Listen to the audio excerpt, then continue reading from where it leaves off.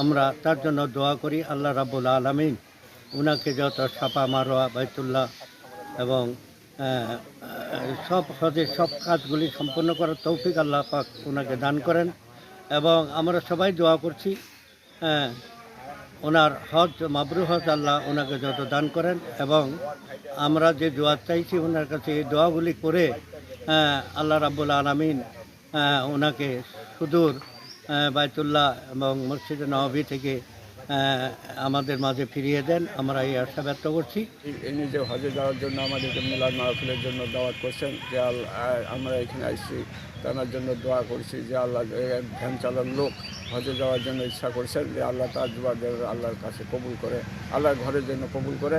এবং যারা ধনী ব্যক্তি আছে তারা যেন জান্নাতে দেখে শিখে ওরাও যেন চেষ্টা করি যে আল্লাহ যেন আমাদেরকেও হজ করার জন্য নিয়ত করে। পৌরসভার ৯ নম্বর ওয়ার্ডের একজন